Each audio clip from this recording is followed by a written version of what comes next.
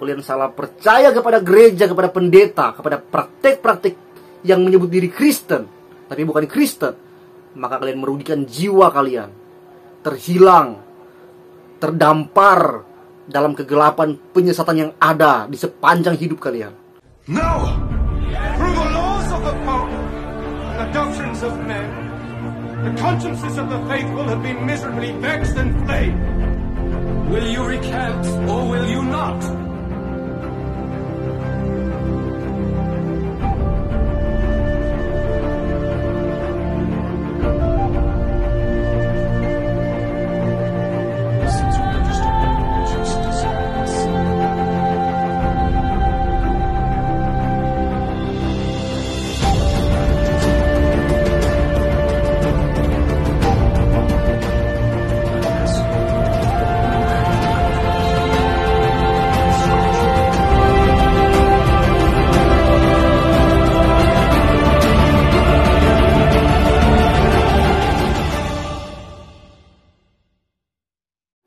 Halo guys, shalom. Jumpa lagi bersama saya Patrice Waluko di channel saya guys.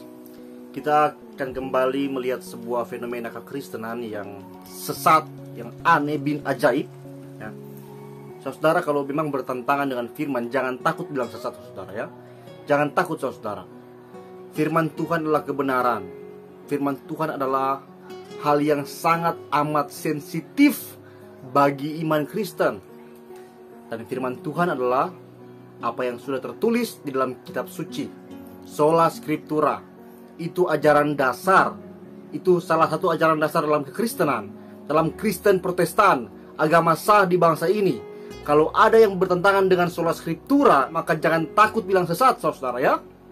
Jangan takut saudara. Hal-hal yang aneh yang bertentangan dengan firman ini sudah banyak sekali di Indonesia Raya ini saudara ya.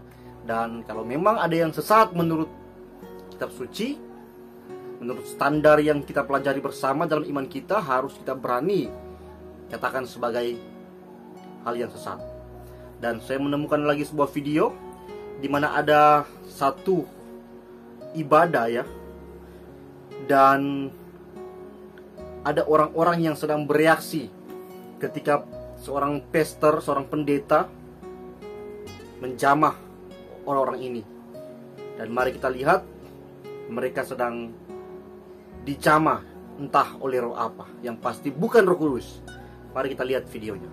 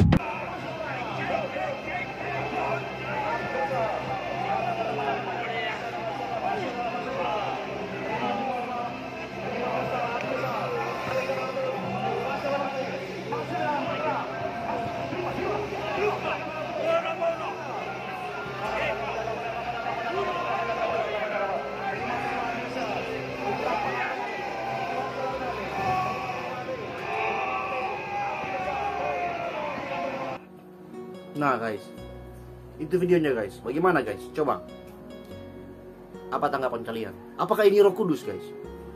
Coba, siapa yang mau bilang ini Roh Kudus? Siapa? Tunjukkan kepada saya di mana Alkitab bicara bahwa ketika Roh Kudus turun, orang-orang itu jadi kayak seperti ini. Tidak ada, tidak ada. Mau cari dimanapun tidak ada Roh Kudus turun membuat orang-orang seperti begini. Tidak ada guys. Mau bikin apa? Mau cari di mana ayatnya? Lalu ini apa? Ini apa? Di mana ada Roh Kudus membuat orang seperti ini? Pimpinan Roh Kudus adalah membuat orang percaya kepada Kristus dan setia melakukan firman Tuhan, hidup berkenan kepada Tuhan. Itu pimpinan Roh Kudus. Manifestasi Roh Kudus bukan terjadi dalam satu ibadah saja, tapi sepanjang hidup orang percaya. Roh Kudus akan memimpin dia dalam hidupnya sepanjang hidup untuk terus mengalami pembaruan, pembersihan hidup yang terus berangsur-angsur sepanjang kehidupan. Tidak ada seperti ini. Tidak ada. Kalian mau pakai dasar apa untuk membenarkan hal seperti ini? Tidak ada. Makanya saya bilang teman-teman, tinggalkan gereja-gereja yang melakukan praktik yang tidak gerejawi. Tinggalkan. Mereka hanya mengaku gereja, tapi mereka bukan gereja. Gereja yang sejati, yang menyebut diri gereja sebagai persekutuan umat Allah, itu harus berjalan, harus berdiri di atas firman Tuhan, di atas pemberitaan para rasul, harus sesuai dengan kitab suci. Jika tidak, tinggalkan. Makanya kalau jadi jemaat, rajin baca Alkitab. Rajin baca Alkitab. Jangan jadi jemaat yang malas baca Alkitab. Saudara-saudara, ketika dengar khotbah, lihat ayat apa yang dibicarakan, lihat konteksnya. Jangan sembarangan terima, jangan sembarangan percaya dengan fenomena-fenomena yang aneh seperti itu, ya. Hal-hal seperti ini, ya, ini bukan Roh Kudus. Ini roh-roh dunia, roh-roh lain, roh-roh sesat, roh-roh yang jahat, yang membuat otak menjadi buntu. Roh Kudus itu memimpin hidup kita, memimpin otak kita, memimpin hikmat kita untuk mengerti mana kebenaran. Itu Roh Kudus. Roh Kudus membuat orang semakin sadar. Roh Kudus membuat orang semakin mengerti mana firman Tuhan yang sejati. Itu Roh Kudus. Roh Kudus membuat orang menjadi setia dalam pekerjaan, dalam tanggung jawab, dalam panggilannya. Orang menjadi setia, bahkan mau sampai mati tidak akan menyangkali iman. Itu Roh Kudus. Seperti Stefanus dipenuhi Roh Kudus. Bukan seperti ini. Tidak ada. Tidak ada. Jadi teman-teman, kalau kalian sayang diri kalian, kalau kalian sayang keluarga kalian, harus tegaskan dalam melihat segala fenomena yang ada. Jangan sembarangan percaya.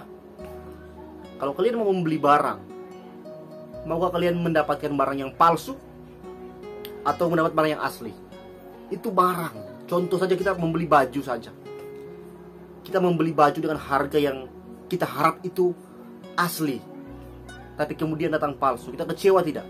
Kita kecewa. Makanya orang yang bijak akan berhati-hati dalam membeli. Dia akan membeli, dia akan melihat, dia akan harus mengetahui mana yang asli dan mana yang tidak. Dia harus mengetahui dengan benar. Itu hanya untuk membeli barang saja. Apalagi kita mau beriman, kita mau percaya kepada satu pendeta, kepada satu gereja, harus kita sungguh-sungguh mengukurnya dengan baik. Kita sungguh-sungguh melihat dengan teliti apakah ini benar atau tidak, teman-teman. Jangan sembarangan percaya. Jangan, teman-teman. Kasihilah jiwamu. Kalau kalian salah beli baju, ya kalian hanya rugi uang.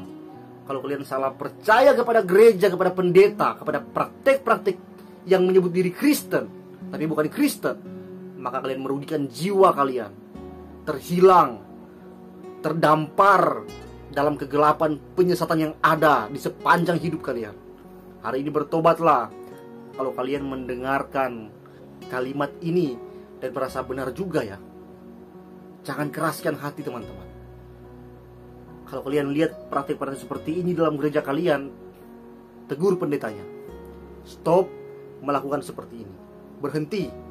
Kalau Anda yang menonton video ini,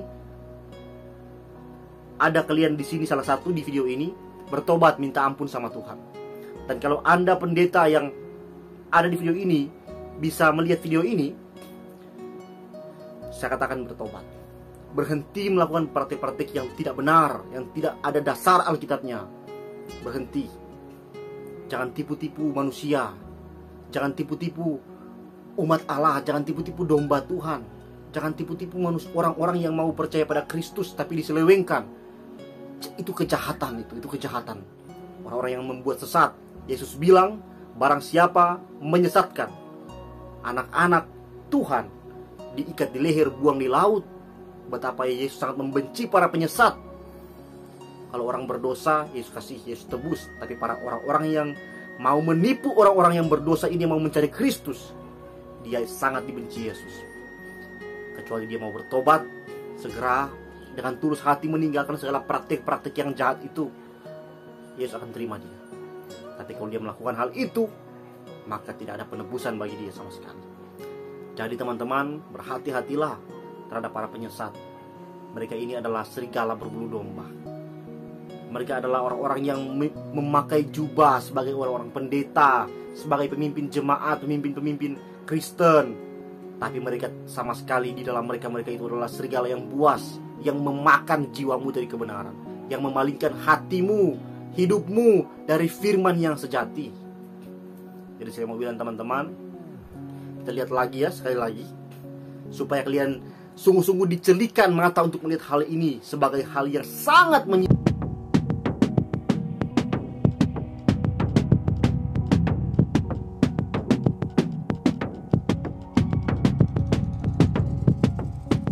Ini hikmatnya apa ini coba? Orang-orang ini setelah ini apa yang terjadi? Apakah mereka semakin mau taat firman? Apa guna semua ini? Tidak ada. Ini hanya sugesti demi sugesti. Ini kegilaan ini, kegilaan. Saya mohon maaf ya, teman-teman.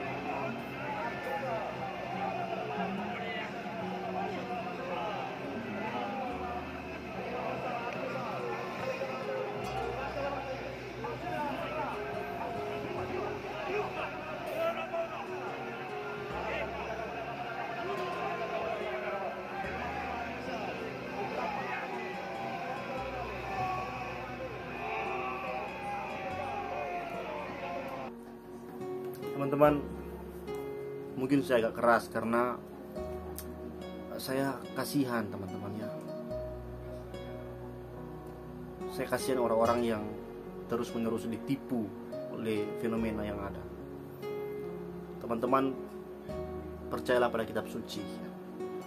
Kalau tidak percaya kepada saya, silakan selidiki kitab suci, silakan. Silakan tinjau kembali dasar imanmu itu apa. Apakah Alkitab? Ya silakan cek Alkitab lagi ya. Lihat lagi kebenarannya bagaimana, pesannya apa, bagaimana Roh Kudus dicurahkan, bagaimana orang-orang yang menerima Roh Kudus, adakah mereka seperti ini. Dan saya mau bilang, please kepada semua orang-orang yang terlibat dalam praktik-praktik seperti ini, kalian punya pilihan ya. Tegur pendeta kalian supaya berhenti melakukan seperti itu, atau kedua, kalau dia nggak dengar teguran kalian, keluar, cari pendeta lain yang melakukan sesuai dengan firman dalam praktik-praktik gerejawinya. Kita akan jumpa di video yang akan datang, and until next time, God bless you.